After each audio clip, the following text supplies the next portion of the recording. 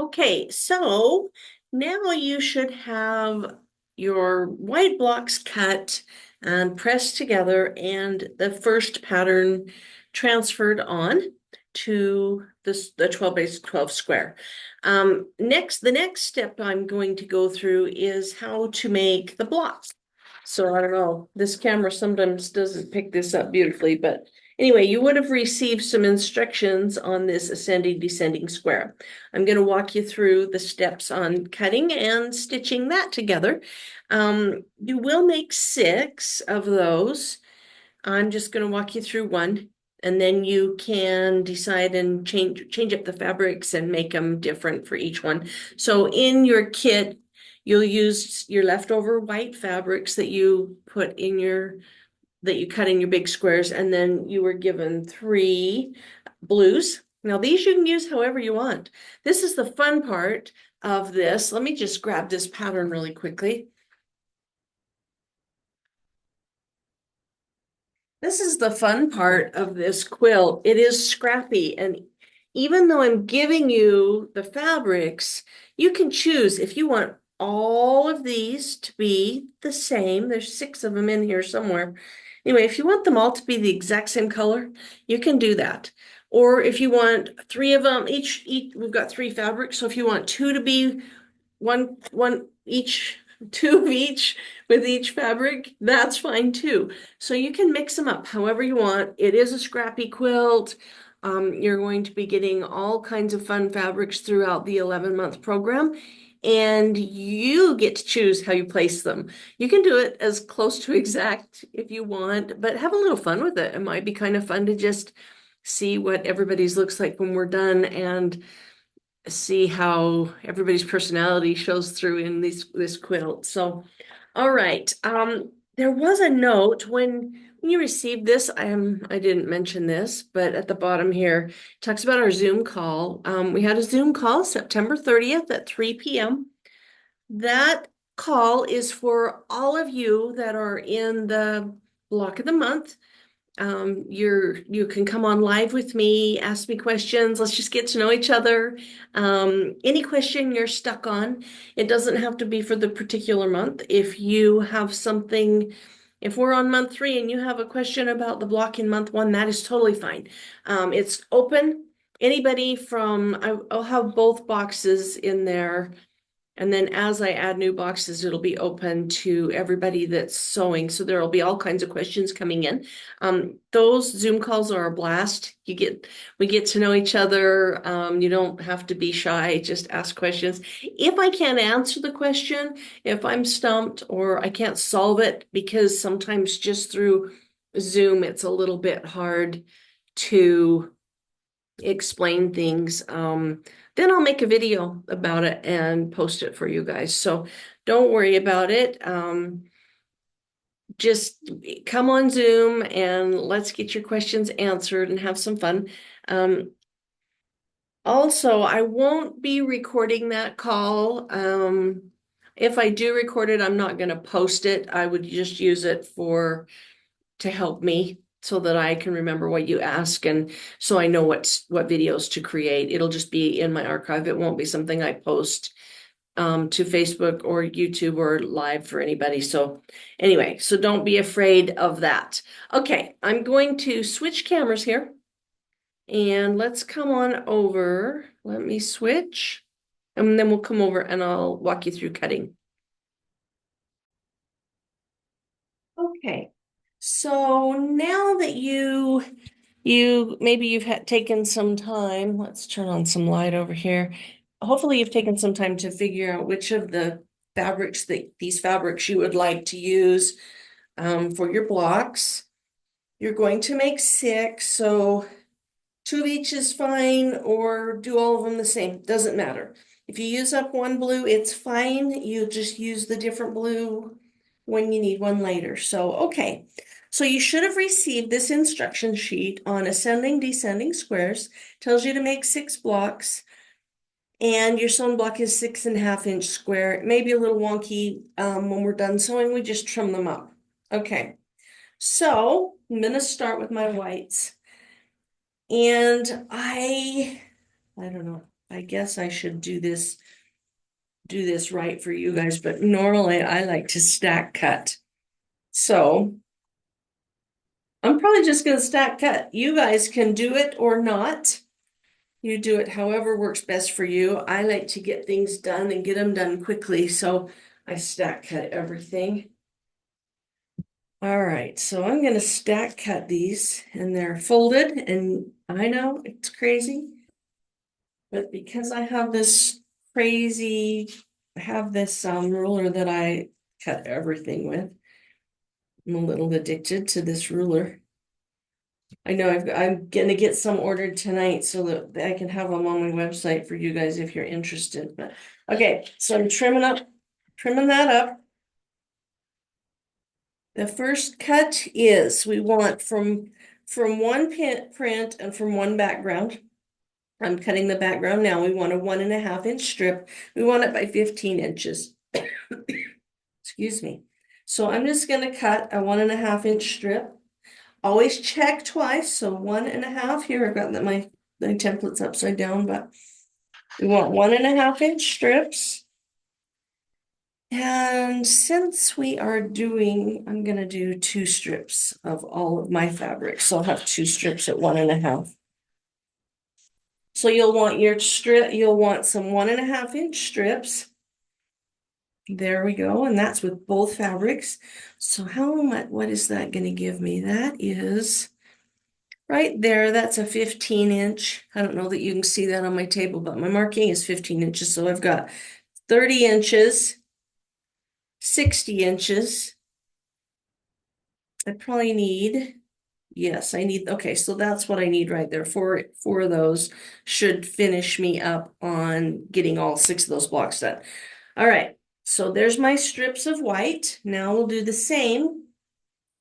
And remember, we used up some of the extra white that came in our box because we're saving up all our white. We're gonna save all of our scraps from every box because it is a scrappy quilt and we're going to need to make a lot of different blocks. So just save everything. Don't throw anything away till we're finished. All right, same thing here. I'm gonna square up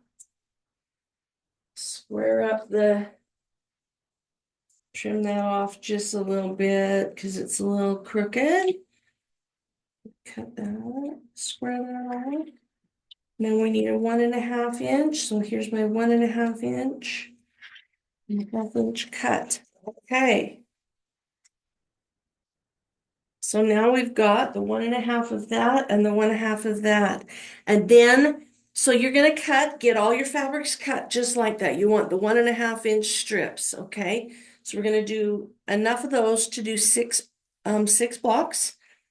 So on your instructions, you're gonna cut 1.5 from a print, which is the blue, 1.5 by 15 of the white. So they're all 15 inches and they're all 1.5 wide.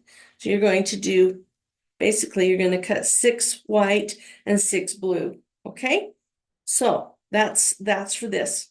I'm probably confusing you. You can just cut 1 from the print and 1 from the white and do 1 block at a time. I like to mass produce so I get things done, but I'm probably rushing you here a little bit. So maybe just do this, get that cut, and then put that to the side. And then here on your instructions, you need a 2.5 inch strip by 10.25 inch strip.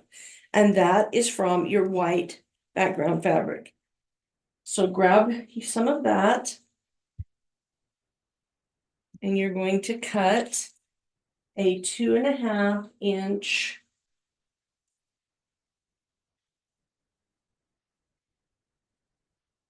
Let's straighten that up. We're going to cut a 2.5 inch there. And I've got to trim that off again. It's a little bit wonky.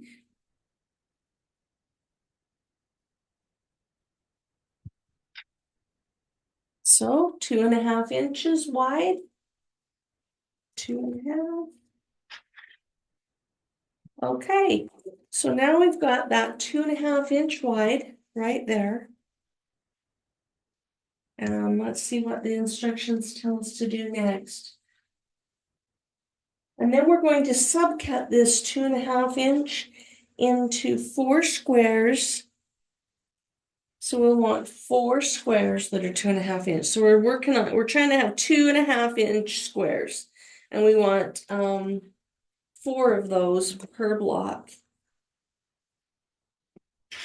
Trim 2.5, 2.5.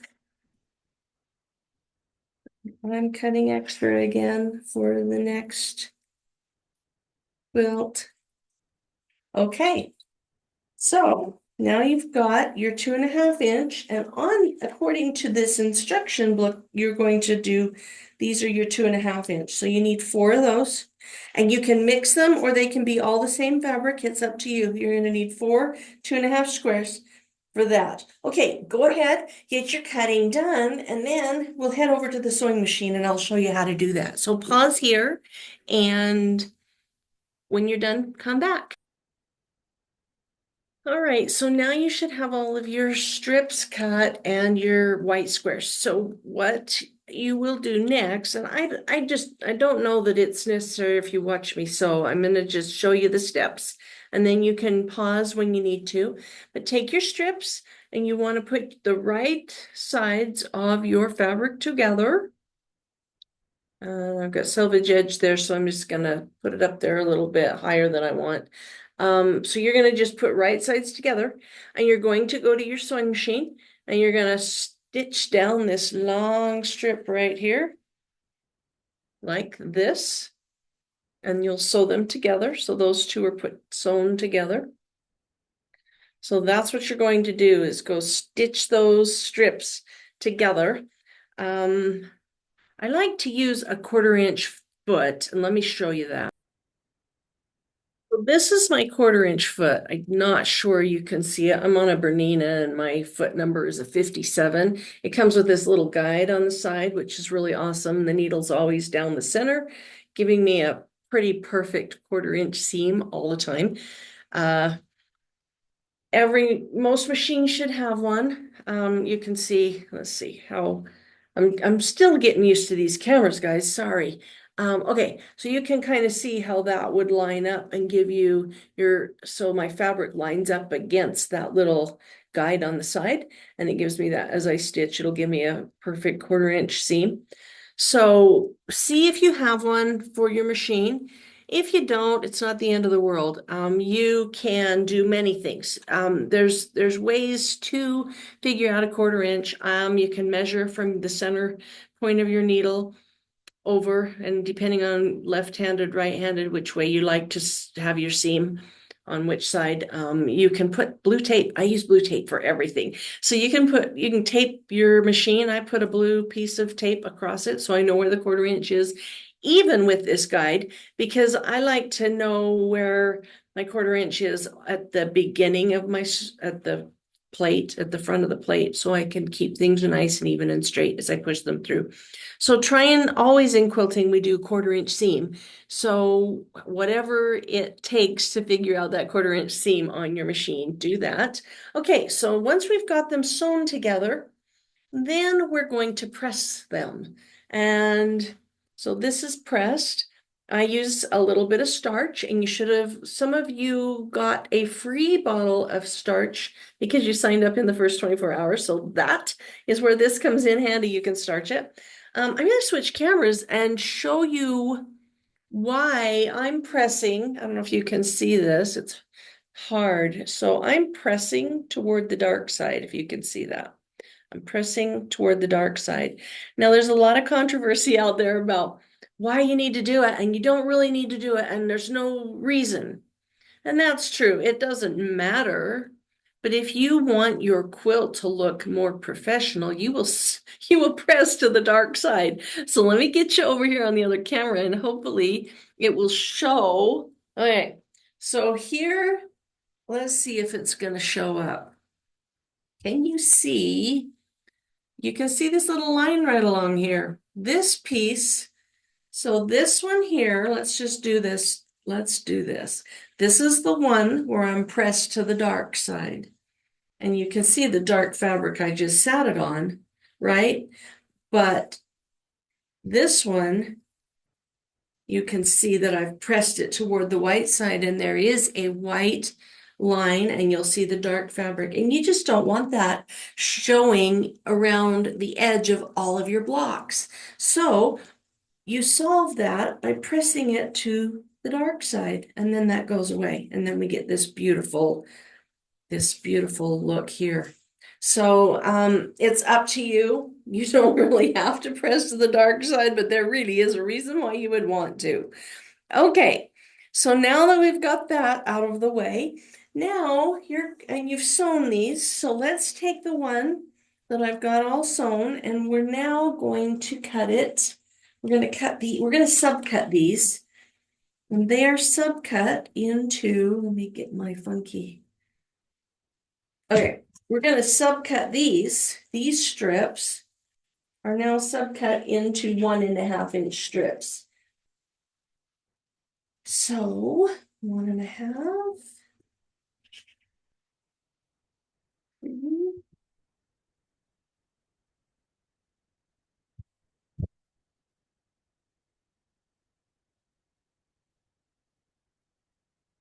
Got some stuff in the way.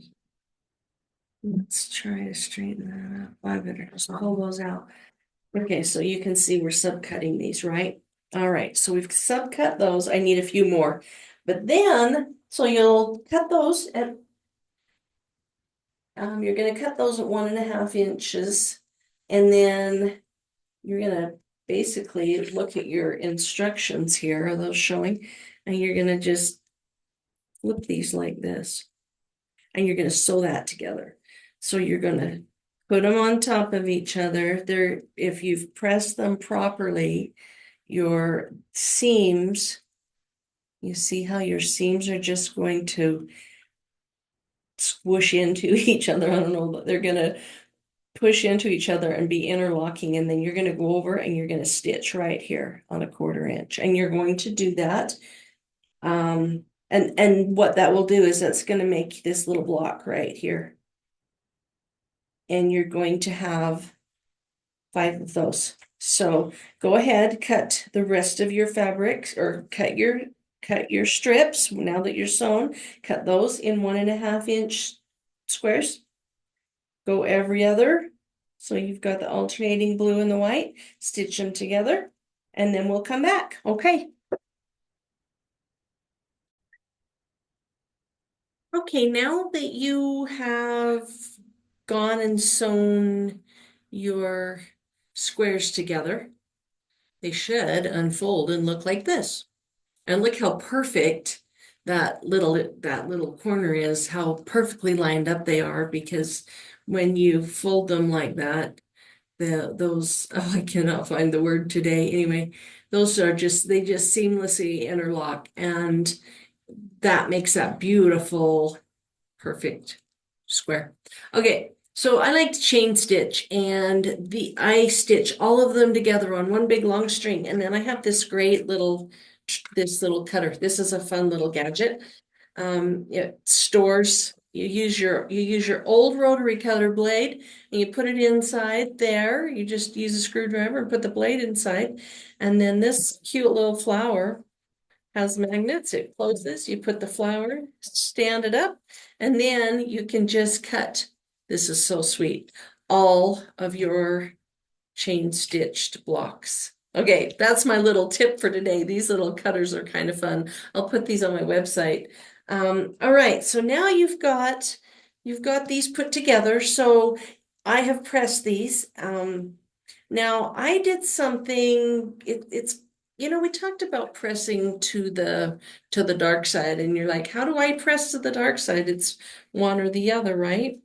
Well, you could do that. You could press it to the side, but I like to always press to the dark side. So I would push it this way, and I'll show you how that looks. So this is a finish of how I would press that to the dark side. And then again, you can't see it underneath. You can't see the lines. Otherwise, you'll have lines. If we press this, we just press it to one way, then you're going to have that white line. I don't know if you can see it very well here. Let me see. Oh, it'll show up on a sticky note. You can see that white line right here. I don't know, it's kind of hard to see, but you can see the white line. On this, you're not going to see a white line because I've pressed them kind of wonky. So I don't know if that helps. You don't have to do it that way. That's how I've always done my intersections so that I don't have those seams showing. All right, so next you're going to press all of your blocks, get them all pressed together, and then we're going to lay them out.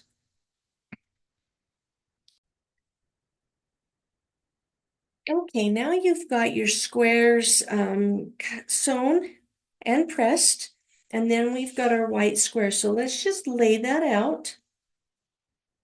And you're going to want to follow the diagram here where you put the dark here. Okay, so then what I want you to do is sew these in strips. So you're going to go over to the sewing machine and you're going to sew this here and here, those two seams, these two seams, and these. Okay, so then you will have these strips. You'll have your strips sewn together. Okay, all right, and then you'll go back and sew those two seams. All right, do that next.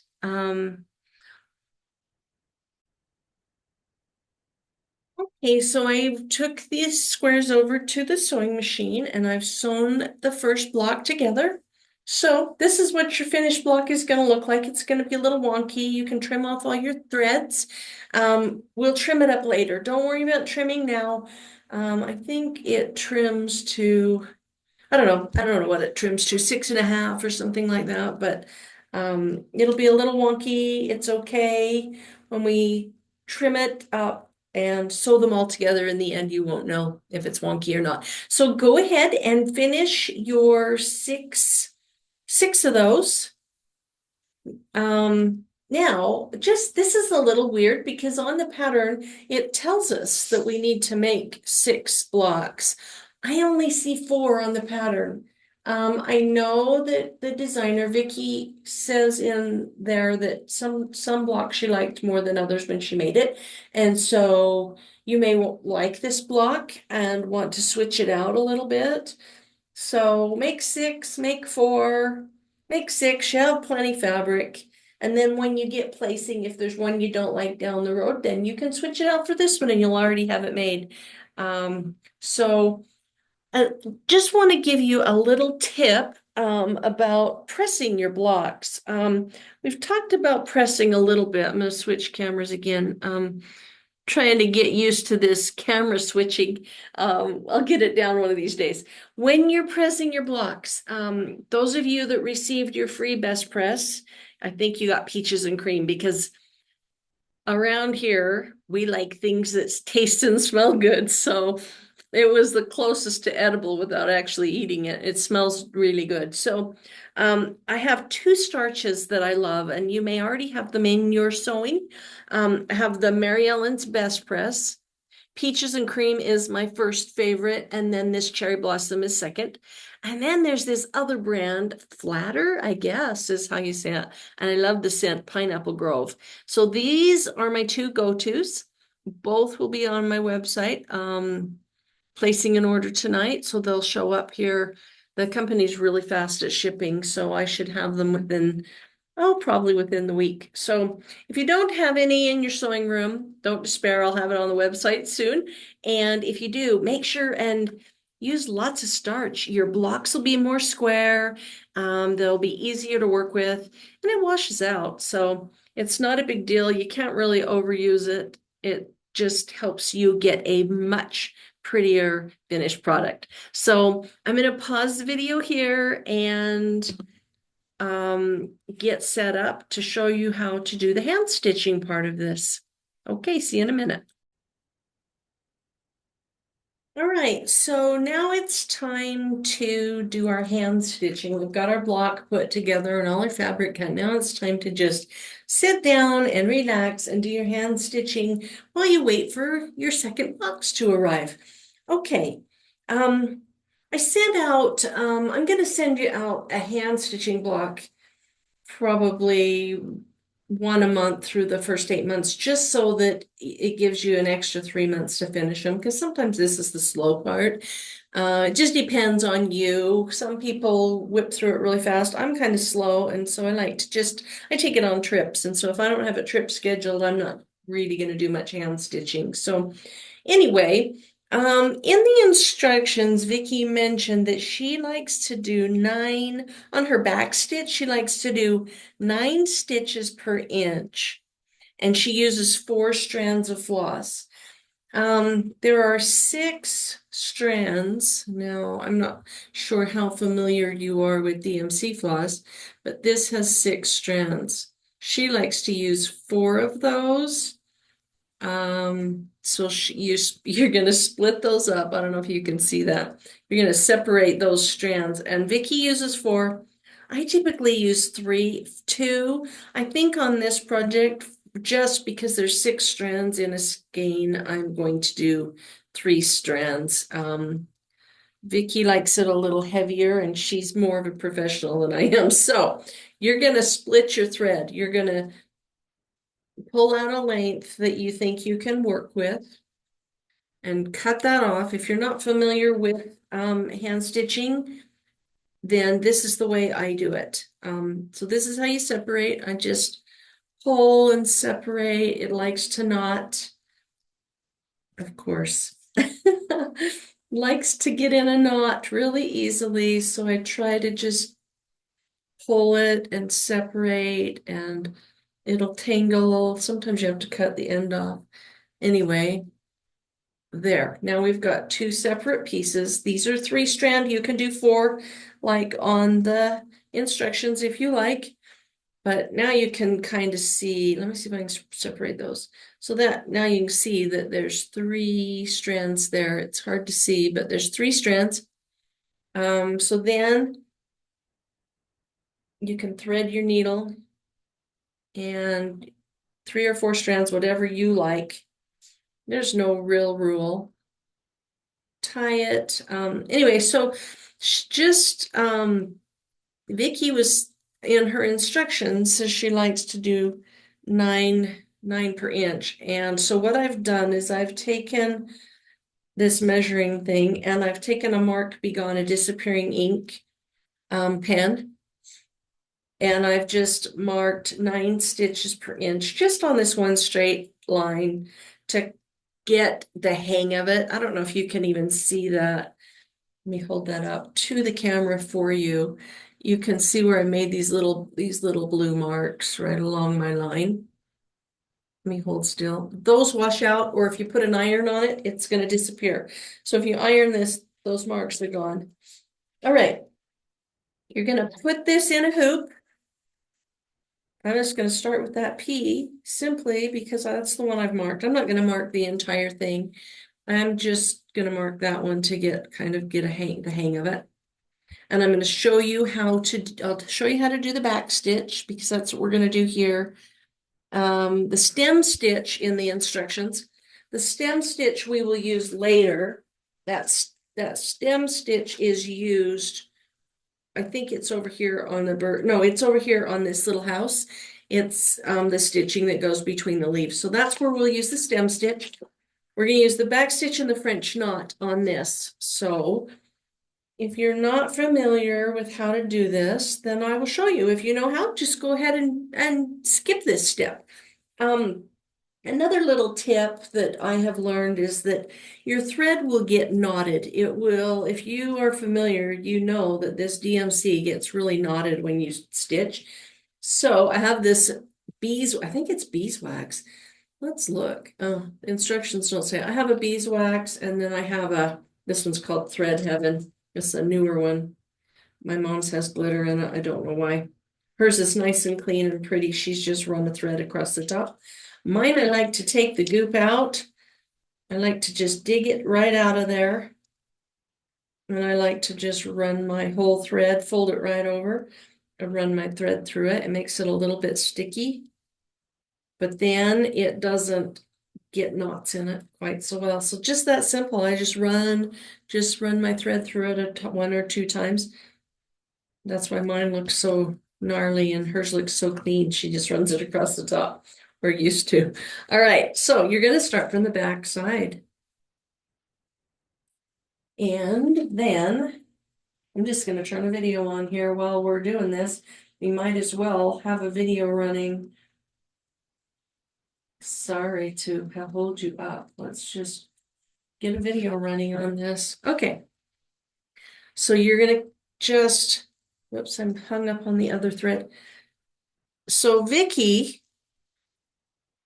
as you come up, she does this so much better than I do. Back down. When I talked to her, I says, I'm intimidated by one of your projects. She's got a really beautiful witch project. I told her I was intimidated because her stitching was so beautiful. She said, just go to YouTube and watch those things. It'll help you. All right, so we're going to come up right where my dot is. And then if you can see what I'm doing, I think I've got another knot on the bottom. Let me fix that knot. Okay. And then we come back down in where we started and then back, I don't know, back up here in the next dot. Back where you started. Pretty simple, right? And stitching is pretty simple. It's something you can do while you watch TV. And I do it while I travel down the road. I had to quit for a little while. I couldn't see. The truck was bouncing and I needed glasses. Once I got glasses, I'm back in business. But there for a while, I wasn't able to do it. I had to take a little break. Didn't realize I needed glasses. I was fighting that. All right, you can see my lines are not perfectly straight, and I'm not even coming up and down in the right spots, but you get the idea. Make sure you don't have any knots on the back side. And I'm going to show you, okay, so this is our back stitch, and you're going to finish all of the patch, all the work, all the things. When you get to the dots on the eyes, I'm going to show you how to do a French knot. You're going to come up. Let's see, I think I'll bring this camera down really close. It might take me a second to get this down, but let's bring this camera down a little better. That might be better for this French knot. So you're going to come up where the dot is. You are going to take your needle and point it toward where you pulled it out. And you are going to wrap 2, 3, and back down. Okay, I'm going to show you that again. You're going to take your needle, you're going to swoop it around, 1, 2, 3, and then you're going back down in the hole, okay? It's very, very important that you hold this string right here with your finger because you don't want that to slip out. When you pull that through, it's a little tight. Pull it, pull it, pull it, and even hold it right to the end. And then you'll have a beautiful French knot. I don't know if that's going to focus and let you see that. That's how you do a French knot. Let me show you one more. I'll probably end up taking all of these out because I'm scattering all over the place, but we're going to come up right here. Let's see, can you see me? Right here. Okay. Pull your thread tight. Hold it. Come in. 1, 2, 3. Go right back down, right next to that hole. Hold it tight. Pull your needle through. Not sure I had that in the camera. I'm so busy watching. Okay, there's your French knot. And you can see why you don't want your dots very big on the other side. When you draw them on, you want to be able to hide that little dot like this one here. It's so tiny you can't even see it, but you want to be able to hide that with your French knot. Now, if you want bigger French knots, you can wrap it around in fact, I'll show you. Let's do one with 6 wraps. Okay, so here, I'm going to cut these out and start over just because I'm going all over the back side. Okay. Here's our third French knot. Let's get it right in there so you can see it. I'm gonna wrap 1, 2, 3, 4, 5. We're gonna do 6, and then right next to, go back down right next to it. And I'll show you how much bigger this will be wrapping 6 times. I mean, you can do it. If you're using 4 threads, you may need some hemostats to pull that needle through. If you're using 4 threads, it's going to be a lot bigger. Okay, I don't know if you can really tell the difference, but these are this is a 3 thread and this is 6 thread. You can kind of tell. This one I didn't pull quite as tight. Anyway, depending on the size of the dots on your eye that you want, that's how many wraps you'll do around your needle. I typically do 3 wraps around my needle. So there's your French knot tutorial. There's your back stitch. I'm not doing it very perfect. I'm going to let you work on that, and let's try and get them all done by the next time we meet. All right, carry on. If you have any questions, you can send me an email. If you have any questions, or we can get on the next Zoom. I At this time, I don't really have it scheduled. I don't have my camera in front of me, or my phone in front of me to schedule the next one. But just when your box is shipped, you'll have that date in there if you have any questions. If you can't make it to our Zoom call, then go ahead and send me an email with questions, or you can ask questions on Facebook. And just make sure that you put my name in there, Pam Faddis or Hot Chocolate Quilt Company, and I will see them, and then I can answer your questions on the Zoom or create a video for you if you're stuck. So, all right, let's get those blocks done, and happy stitching. We'll see you next month.